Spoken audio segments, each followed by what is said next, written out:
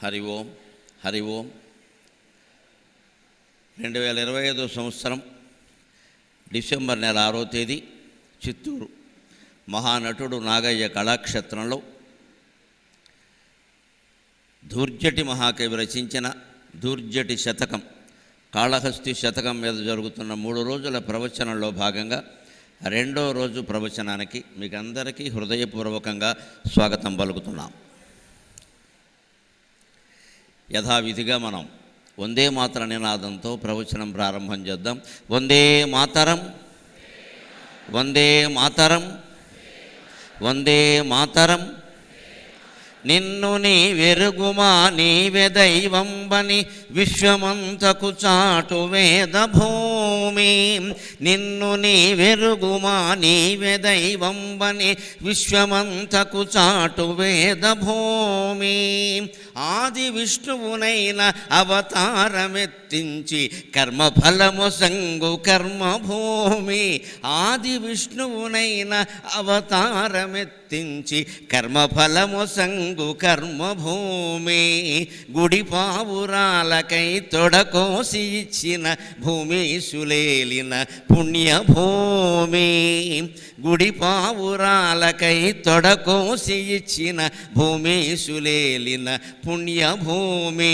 కొల్లాయి గుడ్డతో కోటి శత్రుల గెల్చు జాతి పితను గన్న జన్మభూమి. కొల్లాయి గుడ్డతో కోటి శత్రుల గెల్చు జాతి పితను గన్న జన్మభూమి. సహజముగ పండు నేలలు చాలగలిగి జీవధారలు ప్రవహించు చేవగలిగి అతి పురాతన సంస్కృతి ఖ్యాతి గలిగి ధరణికే గురువైనది భరత భూమి. ఈ ధరణికే గురువైనది నా భరత భూమి. ఒకప్పుడున్న మహావైభవాన్ని ఇప్పుడు ఎందుకు కోల్పోయామో ఆలోచించడానికే ఈ ప్రవచనం. దయచేసి ఆలోచించండి.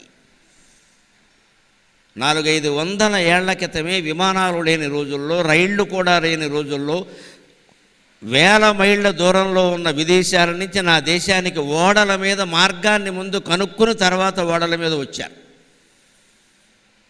ఇవాళ మన కుటుంబాల్లో ఎవరిని పలకరించినా మా వాడు అమెరికాలో ఉన్నాడు, మా అమ్మాయి ఆస్ట్రేలియాలో ఉంది, మేము ఇక్కడ దిక్కుదోచకుండా కూర్చున్నాం. ఇదే జరుగుతుంది. ఆ స్థితి నుంచి ఈ స్థితికి ఎందుకు దిగజారిపోయామండి? కేవలం కొండ గుహల్లో చదువు చెబితే నలందా విశ్వవిద్యాలయంలో, తక్షశిల విశ్వవిద్యాలయంలో చైనా, జపాన్ మొదలైన దేశాల నుంచి ఎలా వచ్చారో తెలియదు, ఏ మార్గంలో వచ్చారో తెలియదు. 10,000 మంది విద్యార్థులు ఉండేవారండి. 10,000 మంది. ఏ ప్రయాణ సౌకర్యాలు లేని రోజుల్లో, ఏ వసతి సౌకర్యాలు లేని రోజుల్లో, ఏ 5 స్టార్ హోటల్స్ లేని రోజుల్లో, ఏ భోజన భాజనాలు లేని రోజుల్లో గురువు ఏం పెడితే అది తిన్నారు. గురువు ఎక్కడ పడుకోమంటే అక్కడ పడుకున్నారు. అంతే, ఇంకేం లేదు. ఈ మాట అర్థమైతే ఎందుకు దిగజారేమో అర్థమవుతుంది. ఇవాళ గురువులు చెప్పినట్టు పిల్లలు వినడం లేదు, విద్యార్థులు చెప్పినట్టు గురువులు వినాల్సిన దౌర్భాగ్యం వచ్చింది. ఇవాళ విద్యార్థులది రాజ్యం. యూనివర్సిటీలో ఏం జరగాలో విద్యార్థులు నిర్ణయిస్తారు, వీసీ గారు నిర్ణయించరు. అన్నిటా రాజకీయాలు, అన్నిటా పక్షపాతాలు ప్రవేశించే దానికి సమాధానం ఈ ప్రవచనం. రావలసిన మార్పు మనిషిలో రావాలి. వ్యవస్థ మారాలంటే వ్యాఖ్యానం మారాలి. ఏ విషయమైనా మనకి వినపడగానే, ఎవరన్నా చెప్పగానే మన వ్యాఖ్యానం మారితే వ్యవస్థ మారుతుంది. ఎవరన్నా మీ దగ్గర మా అబ్బాయి అమెరికాలో ఉన్నారంటే అంత కర్మే వచ్చింది అనండి, 24 గంటల్లో వ్యవస్థ మారుతుంది. 24 గంటల్లో మారుతుంది. వ్యాఖ్యానం మారితే వ్యవస్థ మారుతుంది. మనం అనం, అవునా మీ వాడికి వీసా వచ్చింది, మా వాడికి రాలా అంటే వస్తే వీడిని కూడా దూషిస్తారు. ఇంకెక్కడ ఎవడో ఉండడు. ఎవరన్నా మాకు పిల్లలు లేరు అంటే మీరు అదృష్టవంతులు అనండి, వ్యవస్థ మారుతుంది. పిల్లలు లేని జన్మ ఎందుకమ్మా అన్నాం అనుకో, చచ్చిపోతారు వాళ్ళు అన్యాయంగా. పిల్లలు లేకపోతే జన్మ లేదా? వ్యాసుడికి పిల్లలు లేరమ్మా, శుకుడు సంకల్పవశాత్తు పుట్టాడు. ఆ శుకుడికి ఆ పిల్లలు కూడా లేరు. నారదుడికి పిల్లలు లేరు. ఆ మాటకు వస్తే శ్రీ మహావిష్ణువుకి పిల్లలు లేరు. బ్రహ్మదేవుడు ఆయన కొడుకంటే ఏమిటి? ఏమన్నా లక్ష్మీదేవి ఏమన్నా ఆసుపత్రిలో కింద ఆరోగ్యశ్రీ కార్డు ఉందా? నాభికమలంలోంచి పుట్టాడు ఆయన. అది సంకల్పం. ఇవాళ మన ప్రారంభం ఎలా ఉందో చూడండి. కృతయుగంలో దేవతలకి సంకల్పమాత్రంగా సంతానం కలిగేవారు. సంకల్పమే, ఇంకేముండదు. శారీరకమైన కలయిక ఉండనే ఉండదు అసలు. కేవలం సంకల్పమాత్రంగా సంతానం కలిగేవారు. ఎలాంటి కొడుకు పుట్టాలి, ఎలాంటి కూతురు పుట్టాలి అంటే అంతే. ఏకాదశి అనేటువంటి నక్షత్రం నాకు కుమార్తెగా పుట్టాలి అని సముద్రంలో శ్రీమన్నారాయణమూర్తి సంకల్పించాడు. కుమార్తెగానే పుట్టింది. రాక్షస సంహారం చేసింది స్త్రీ, కేవలం ఏకాదశి అనే స్త్రీ. అప్పటి నుంచే ఏకాదశి వ్రతాన్ని పాటించిన వాళ్ళకి నేను దర్శనమిస్తానని చెప్పాడు శ్రీమన్నారాయణమూర్తి. ఏకాదశి అంటే అంత ఇష్టం ఆయనకి. సంకల్పాత్మక సంతానం. నారదుడు అంతే బ్రహ్మదేవుడికి, బ్రహ్మదేవుడు అంతే విష్ణువుకి, గణపతి అంతకంటే అమ్మవారి యొక్క సంకల్పం. నలుగుపిండితో బొమ్మ చేసి ఆవిడే ప్రాణం పోసింది, ఆసుపత్రుల్లో కనలేదు. కుమారస్వామి కేవలం శివుడు తేజస్సుకు పుట్టాడు. గంగానది కొంత, అగ్నిదేవుడు కొంత, శరస్తంభాలు కొంత భరిస్తే పుట్టాడు. వీళ్ళెవరూ ఆసుపత్రిలో పుట్టిన వాళ్ళు కాదు. సంకల్పాత్మక సంతానం. కృతయుగంలో సంకల్పం చేతనే సంతానం కలిగేది. త్రేతాయుగానికి వచ్చేసిన కొంచెం పద్ధతి మారిపోయి సంకల్పం సరిపోదు నాయన, సంస్పర్శ అవసరం అన్నారు. సంస్పర్శ, సంపర్కం కాదు, గమనించండి. సంస్పర్శ. ఇలా చేత్తో ముట్టుకుంటే, పురుషుడు స్త్రీని చేత్తో ముట్టుకుంటే సంతానం కలిగేవారు. సంస్పర్శ మాత్రం చేత. ద్వాపర యుగం దగ్గరికి వచ్చేసరికి సంకల్పం సరిపోలేదు, సంస్పర్శ సరిపోలేదు, సంపర్కం మొదలైంది. మన కలియుగం, మన కర్మ. సంకల్పం లేదు, సంస్పర్శ లేదు, సంపర్కం కూడా పనికిరాదు. ఇప్పుడు సరోగసి మొదలైంది. ఇప్పుడు సంతాన సాఫల్య కేంద్రం, దాని పేరే సరోగసి. అంటే రోగేణ సహిత సహ సరోగ. సంస్కృతం వచ్చిన వాళ్ళకి అందరికీ అర్థమవుతుంది అన్నమాట. అందులో రోగాలు ఉన్నాయని వాళ్ళే చెప్పారు. సరోగసి అంటే రోగాలతో కూడింది. ఎందుకు అంత వెళ్ళిపోవాలండి? అంత అవసరమా? దిక్కుమాల సంతానం లేకపోతే నష్టం వచ్చేసిందే. కొడుకులు పుట్టరటంచు నెత్తుర వివేకులు జీవన భ్రాంతులై. అదే చెబుతున్నాడు ఇక్కడ. దిగజారిపోవడానికి కారణం ఏమిటంటే మన స్వార్థం. 25 లక్షల మంది అనాథలు భారతదేశంలో ఉండగా ఇంకా మనం సొంత సంతానం కోరుతున్నాము అంటే ఖచ్చితంగా స్వార్థమే అంటాడు వివేకానంద స్వామి. ఖచ్చితంగా స్వార్థమే ఇది. ఈ బొట్టుగాడెవడో మన బొట్టుకు పుట్టకపోతే వచ్చే నష్టం ఏం లేదు. ఇక్కడ వీడి దేశాన్ని ఉద్ధరించేది ఏం లేదు, ఇంకా దోచుకు తినడం తప్ప.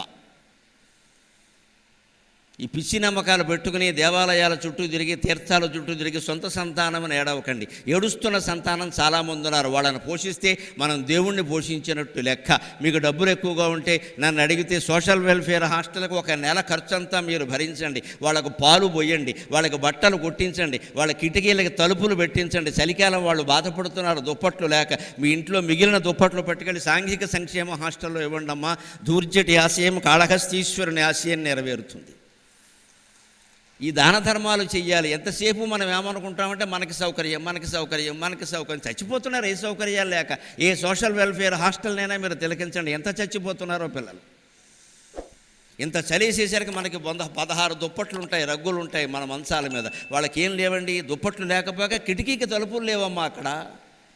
ఏమన్నా అంటే government. Where is the government? What is the government? Who is the government? ప్రభుత్వం ఆకాశం నుంచి రాదు, మనలోంచి వస్తుంది. మనకు ఉన్నది చాలు అనుకోవాలి. ఇతరుల పిల్లలందరూ, అనాథలు ఎవరున్నారో వారందరూ మన పిల్లలే. అందుకే దుర్జటి హెచ్చరిస్తున్నాడు ఈ సమాజాన్ని. కొడుకులు బుట్టరటంచు నెత్తు రవివేకులు జీవన భ్రంతులై. కొడుకులు బుట్టర కౌరవేంద్రునకు అనేకులు వారిచే ఎగతుల్ వడసెన్. పుత్రులు లేని ఆ సుకునకున్ పాటిల్లేనే దుర్గతుల్. చెడునే మోక్షపదంబు అపుత్రకునకున్ శ్రీకాళహస్తీశ్వర. కూతుళ్ళు ఉన్న వాళ్ళని గమనించండి. 2 కూతుళ్ళే అయిపోయారమ్మా, కొడుకు లేరు. దేనికి? కొరువి పెట్టడానికా? దీని ఏదో అవధానం చేస్తుంటే అడిగారు, పుత్రులు ఉన్నవాడికి పున్నామ నరకం ఉండదు కదండి, నిజమేనా అన్నారు. ఖచ్చితంగా నిజమే అన్నాను. ఎందుకని? ఆ నరకం వాడు ఇక్కడ చూపిస్తాడు కదా అని చెప్పాను. ఏదైనా ఒకసారి అనుభవించాక మళ్ళీ అనుభవించక్కర్లేదు కదా. ఇక్కడ మనం ఏదైనా నేరం చేసామనుకోండి, ప్రభుత్వం ద్వారా ఆ విచారణ జరిగి మనమే అంగీకరించి ఏదో శిక్ష అనుభవించామనుకోండి, ఇక పరలోకాల్లో దండన ఉండదు. ఎక్కడైనా ఒకసారే ఉంటుంది. అనుభవించాం కదా, ఇంకేముంది? రాజదండన ఉంటే దైవదండన ఉండదు. శాస్త్రం చెప్పిన మాట. రాజదండన ఉంటే దైవదండన ఉండదు. రాజదండన తప్పినా దైవదండన తప్పదు. ఎందుకంటే రాజదండంలో కోర్టులు, పోలీస్ స్టేషన్లు, అడగడాలు, రాసుకోవడాలు అన్నీ ఉంటాయి.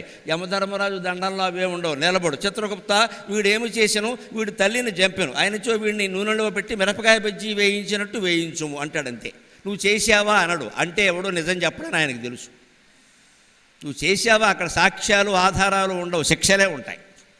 పుణ్యము అంతే. యమధర్మరాజు అనగానే పాపాలకు శిక్ష అనుకోకండి. పుణ్యాలకు యోగం కలిగించేవాడు కూడా యమధర్మరాజే మనలో మనమాట. అనవసరంగా ఆయన్ని ఆక్షేపించకండి, ఏదో మృత్యుదేవత అంటూ. యమధర్మరాజుకు ఆ పేరు పెట్టలేదు. ఆయన పితృలోకాధిపతి, నరకలోకాధిపతి కాదు. పురాణాలు చదవకుండా మాట్లాడద్దు. ఆయన యమధర్మరాజు నరకలోకానికి అధిపతి కాదు, పితృలోకానికి అధిపతి. పితృలోకం అంటే స్వర్గానికి నరకానికి మధ్యలో జంక్షన్. చనిపోయిన వాళ్ళందరూ పితృలోకానికి వెడతాడు. ఎంత పుణ్యాత్ముడైనా యమధర్మరాజును చూడవలసింది, తప్పదది. పుణ్యాత్మల పాదాలు గడుగుతాడు యమధర్మరాజు, అంత గొప్పవాడు, అంత ప్రేమ ఆయనకి. పుణ్యాత్మ దాన ధర్మాలు చేస్తే, మన ఔదార్యంతో ఉంటే మన పాదాలు గడగడానికి ఆయన భార్య ధూమరావతితో సహా ఎదురొచ్చి కడుగుతాడు. ఆవిడ నీళ్లు పోస్తుంది, యమధర్మరాజు పాదాలు గడుగుతాడు. పాపాత్ముడికి మొహం కూడా చూపించాడు. చూపినా దున్నపోతు మీద నల్లగా భయంకరంగా ఉంటాడు. వీడు ముందే చచ్చిపోయేలాగా, ఇంకా శిక్షలు పడకుండా. అంటే యమధర్మరాజుకు ఒక స్థిరమైన రూపం లేదు. పుణ్యాత్ములకు ఒకలాగా, పాపాత్ములకు ఒకలాగా కనపడతారు. అందుకే శంకరాచార్య స్వామి సర్వసిద్ధాంత వేదాంత సార సంగ్రహం అనే గ్రంథంలో యముడు ఎక్కడో లేడయ్యా, నీ మనస్సులో ఉన్నాడు. ఎస్ తవైష హృదిస్థిత తేన చేదవివాదస్తే మా గంగాం మా కురూంగమక. నువ్వు చేసిన పాపాల జ్ఞాపకాలు, పుణ్యాల జ్ఞాపకాలు అన్నీ నీ మనస్సులోనే ఉన్నాయి కదా. నువ్వు నీ మనస్సును పరిశీలించుకుంటే, ఆత్మవిమర్శ చేసుకుంటే, ఏ గంగలో మునగక్కర్లేకుండా, ఏ కురుక్షేత్రాది పుణ్యక్షేత్రాలు చూడవలసిన అవసరం లేకుండా ఇక్కడే నీ పాప పుణ్యాలన్నీ రద్దు చేసుకుని ఇక్కడే మోక్షం పొందొచ్చు అని చెప్పారు ఖచ్చితంగా. అందుకు మనం ప్రయత్నం చేయాలి. అందుకే దుర్జటి మరోసారి అరుస్తున్నాడు, కొడుకులు పుట్టరని ఏడుస్తారు ఏమిటంటే, పుట్టిన వాళ్ళు ఏమన్నా సుఖంగా ఉన్నారా? 100 మంది పుట్టారు ధృతరాష్ట్రుడికి, ఉపయోగం ఏమిటి? వాళ్ళందరికీ వాడు తద్దినాలు పెట్టాల్సి వచ్చింది. పోనీ వాడు వాడికి కొడుకో పెట్టుకుంటే ఇబ్బంది లేదు, ధర్మరాజు పెట్టాల్సి వచ్చింది ఇవన్నీ. అందుకే తెలుగు వాళ్ళకి అర్థమైనట్టుగా భారతం మరెవరికీ అర్థం కాల.